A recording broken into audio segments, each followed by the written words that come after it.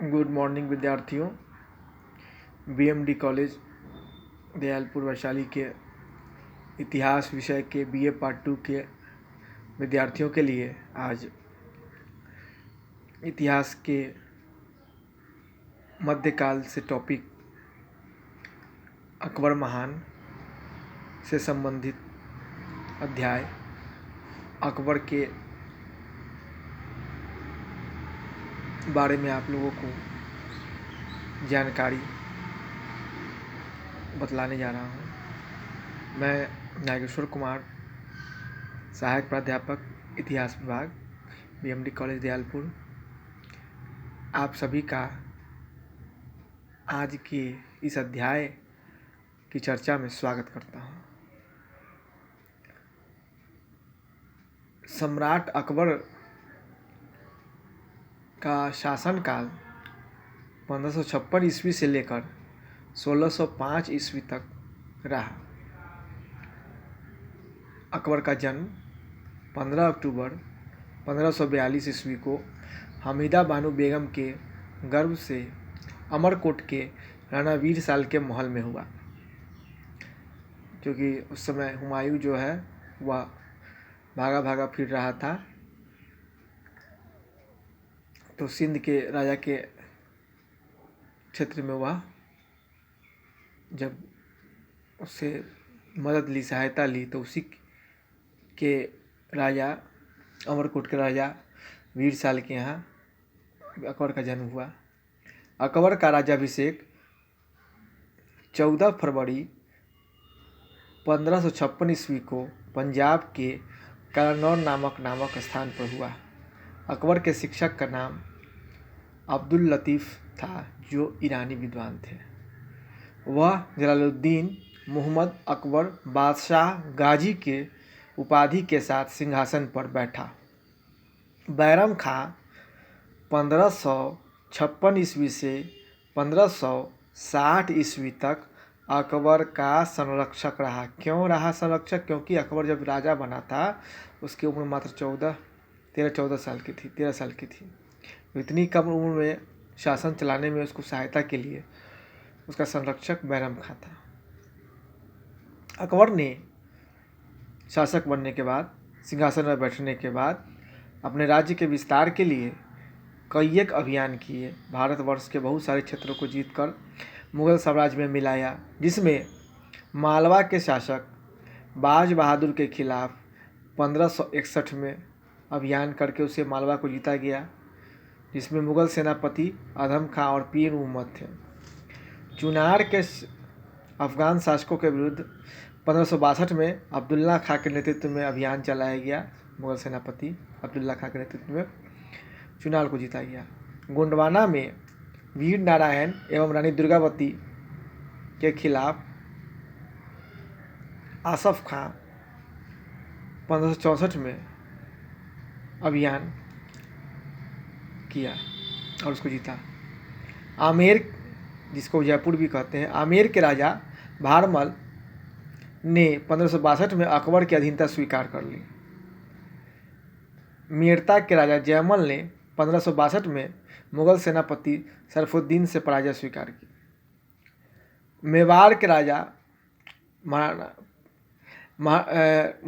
राजा उदय सिंह एवं राणा प्रताप के खिलाफ अभियान अकबर के द्वारा चलाया गया। पहला अभियान 1568 में स्वयं अकबर के द्वारा किया गया। दूसरा अभियान 1576 में राणा प्रताप के खिलाफ मान सिंह और आसफ खां के द्वारा किया गया। रणथंबोर में राजा सुरजनहारा के खिलाफ 1569 में भगवान दास एवं अकबर ने अभियान किया।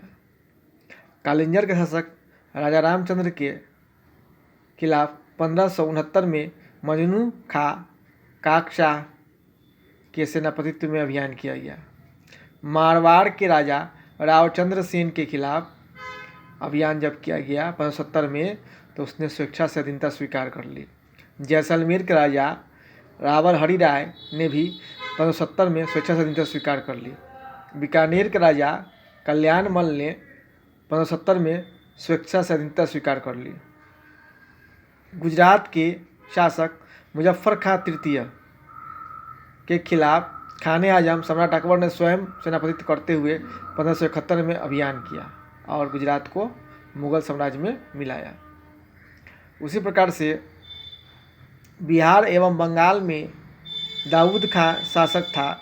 दाऊद खां के खिलाफ 1574-76 से 74-76 तक मुनीम खान खाना के सेनापतित्व में अभियान किया गया और उसको भी मुगल साम्राज्य में मिलाया गया। काबुल में हकीम मिर्जा के खिलाफ 1581 में मान सिंह एवं अकबर ने अभियान किया। कश्मीर में शासक यूसुफ याकूब खां के खिलाफ 1586 में भगवान दास एवं कासिम खां के नेतृत्व में अभियान किया गया। उड़ीसा में निसार खां को हटाने के लिए और उसे मुगल साम्राज्य में उड़ीसा को मिलाने के लिए 1593 में मान सिंह के सेनापतित्व में सैनिक भेजा गया। सिंध में अभियान किया गया। सिंध में जानी बेग जो शासक था, तो सिंध में जानी बेग को हटाने के लिए अब्दुल रहीम खान खाना को 1593 ईस्वी में भेजा गया। बलूचिस्तान में पन्नी अफगान शासक को हटाने के लिए मीर मासूम के नेतृत्व में 1595 में अभियान किया गया। उसके उपरांत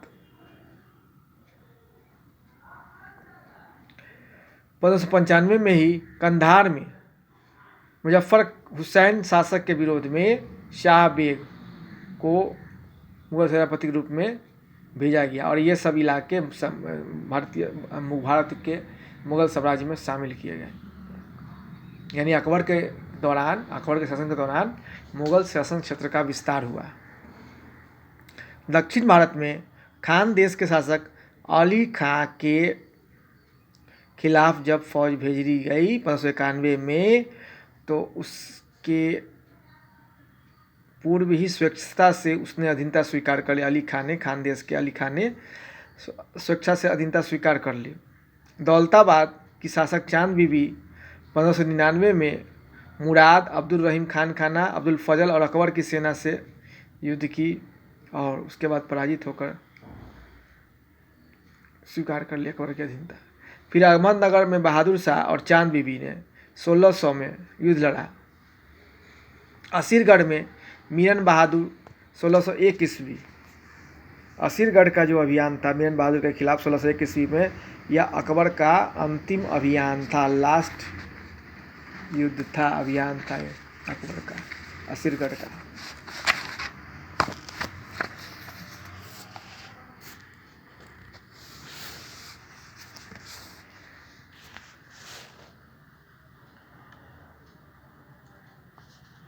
इसके बाद अकबर ने और भी युद्ध लड़े। पानीपत की दूसरी लड़ाई जो कि 5 नवंबर 1556 को अकबर और हेमू के बीच हुई थी,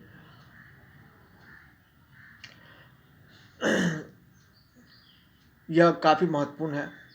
मक्का की यात्रा के दौरान पाटन नामक स्थान पर मुबारक खां नामक युवक ने बैरम खां की हत्या कर दी थी, क्योंकि अकबर ने उसको हज के लिए भेज दिया था। मई 1562 ईस्वी में अकबर ने हरम दल से अपने को पूर्णतः मुक्त कर लिया। हल्दी घाटी का युद्ध 18 जून 1576 ईस्वी को मेवाड़ के शासक महाराणा प्रताप एवं अकबर के नेतृत्व में हुआ। इस युद्ध में अकबर विजयी हुआ। इस युद्ध में मुगल सेना का नेतृत्व मान सिंह एवं आसफ खान ने किया था। अकबर का सेनापति उस समय कौन था? मान सिंह था। महाराणा प्रताप की मृत्यु 57 वर्ष की उम्र में 19 जनवरी 1597 ईस्वी को हो गई थी। गुजरात की विजय के दौरान सर्वप्रथम अकबर जो है पुर्तगालियों से मिला और यहीं उसने सर्वप्रथम समुद्र को देखा। गुजरात विजय के उपलक्ष्य में उसने बुलंद दरवाजा भी बनवाया फतेहपुर सीकरी में। अकबर के कुछ महत्वपूर्ण कार्य थे। 1562 ईस्वी में उसने दास प्रथा का अंत किया। 1562 ईस्वी में ही अकबर ने अपने को हरम दल से मुक्त किया। 1563 ईस्वी में तीर्थ यात्रा कर की समाप्ति की। 1564 ईस्वी में जजिया कर की समाप्ति की। 1571 ईस्वी में फतेहपुर सीकरी की स्थापना एवं राजधानी का आगरा से फतेहपुर सीकरी में स्थानांतरण। 1575 ईस्वी में इबादत खाने की स्थापना। 1578 ईस्वी में इबादत खाने से सभी धर्मों के लोगों के प्रवेश की अनुमति। 1579 में मजहर की घोषणा की गई। 1582 ईस्वी में दीन इलाही की स्थापना की गई। 1583 ईस्वी में इलाही सम्मत की शुरुआत की गई और 1585 ईस्वी में राजधानी को लाहौर स्थानांतरित किया गया। दीन इलाही धर्म का प्रधान पुरोहित स्वयं अकबर था।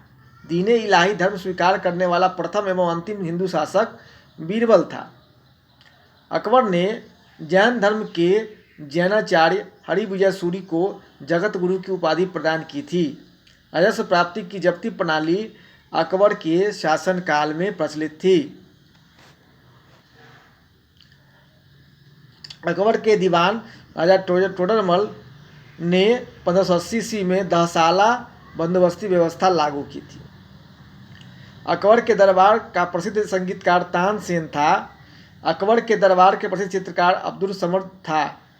दसवंत एवं बसावन अकबर के दरबार के चित्रकार थे। अकबर के शासनकाल के प्रमुख गायक तानसेन, बाज बहादुर, बाबा रामदास और बैजू बावरा थे। अकबर की शासन प्रणाली की प्रमुख विशेषता मनसबदारी प्रथा थी। अकबर के समकालीन प्रसिद्ध सूफी संत शेख सलीम चिश्ती थे। अकबर की मृत्यु 16 अक्टूबर 1605 ईस्वी को हो गई। इसे आगरा के निकट सिकंदरा में दफनाया गया था। आगरा का लाल किला, फतेहपुर सिकरी में शाही महल, दीवाने खास, पंचमहल, बुलंद दरवाज़ा, जोधाबाई का महल, इबादत खाना, इलाहाबाद का किला और लाहौर का किला, ये सब अकबर के समय के बने हुए इमारतें हैं। अकबर के राज दरबार में सुशोभित करने वाले नवरत्न इस प्रकार थे। नवरत्न अकबर के दरबार में थे, वो कौन कौन थे? पहला अब्दुल फजल, दूसरा फैजी, तीसरा तानसेन, चौथा बीरबल, पांचवा टोडरमल, छठा राजा मान सिंह, सातवां अब्दुल रहीम एक खाना, आठवां फ़कीर अजीजुद्दीन और नौवां मुल्ला दो प्याजा। अब्दुल फजल का बड़ा भाई फैजी अकबर के दरबार में राजकवि के पद पर आसीन था। अब्दुल फजल ने अकबरनामा ग्रंथ की रचना की। वह दीन इलाही धर्म का मुख्य पुरोहित था। बीरबल के बचपन का नाम महेश दास था।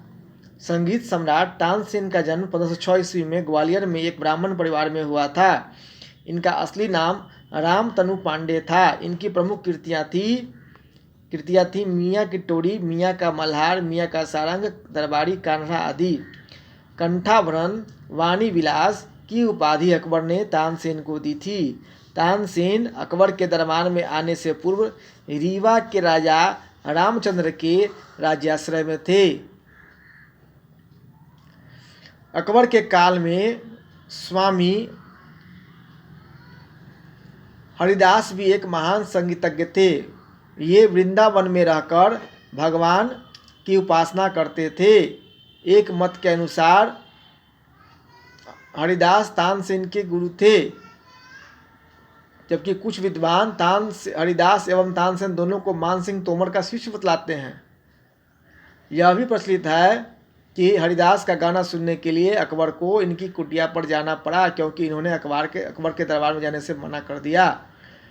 इनका कहना था कि वे केवल अपने भगवान के लिए ही गाते हैं, दरबार से उनका कोई सरोकार नहीं है। अकबर ने भगवान दास, जो आमिर का राजा भारमल के पुत्र था, को अमीर उल उमरा की उपाधि दी थी। यूसुफजाइयों के विद्रोह को दबाने के लिए दौरान बीरबल की हत्या हो गई। 1602 ईस्वी में सलीम जहांगीर के निर्देश पर दक्षिण से आगरा की ओर आ रहे अबुल फजल को रास्ते में वीर सिंह मुदला नामक सरदार ने हत्या कर दी। मुगल सम्राट अकबर ने अनुवाद विभाग की स्थापना की। नकीब खां, अब्दुल कादिर बदायूनी एवं शेख सुल्तान ने रामायण एवं महाभारत की फारसी में अनुवाद किया और महाभारत का नाम रज़्मनामा युद्धों की पुस्तक रखा। पंचतंत्र का फारसी भाषा में अनुवाद अबुल फजल ने अनवर सदात नाम से तथा मौलाना हुसैन फैज ने यारे दानिश नाम से किया। हाजी इब्राहिम सरहिंदी ने अथर्ववेद का, फैजी ने लीलावती का फारसी में अनुवाद किया। फैजी ने नल दमयंती सूरदास द्वारा रचित पुस्तक कथा का फारसी में अनुवाद कर उसका नाम सहेली रखा। अकबर के काल को हिंदी साहित्य का स्वर्ण काल कहा जाता है। अकबर ने बीरबल को कवि प्रिया एवं नरहरि को महापात्र की उपाधि प्रदान की। बुलंद दरवाजा का निर्माण अकबर ने गुजरात विजय के उपलक्ष्य में करवाया था। 4 बाग बनाने की परंपरा अकबर के समय शुरू हुई।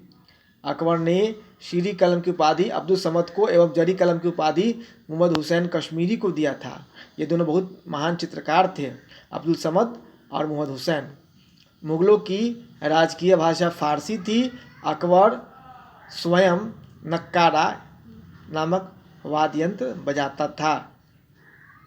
1605 ईस्वी में अकबर के उपरांत उसका पुत्र जहांगीर मुगल वंश का शासक बना।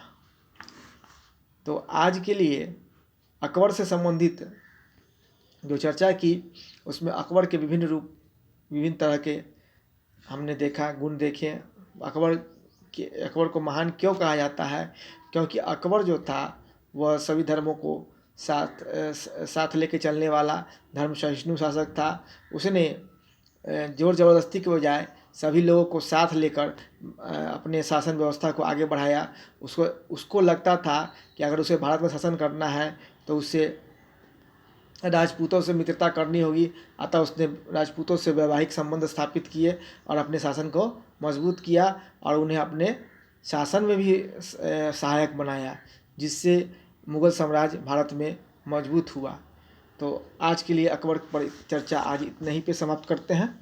धन्यवाद।